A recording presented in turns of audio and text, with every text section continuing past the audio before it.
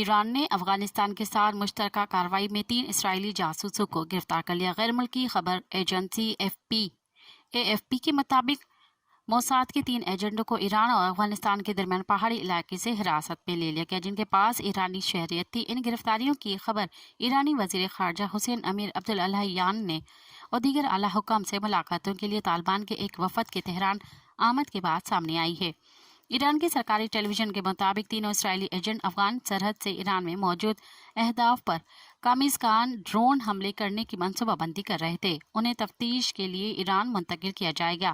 اس report سے بالواسطہ طور پر یہ اشارہ ملتا ہے کہ مذکورہ اسرائیلی جاسوس افغانستان میں موجود تھے۔ مزید خبرن ऐं तफ़सीलात लाइ विज़िट कयो असांजी वेबसाइट www.awamiNewsHD.com ऐं ॾिसंदा रहो अवामी न्यूज़ HD।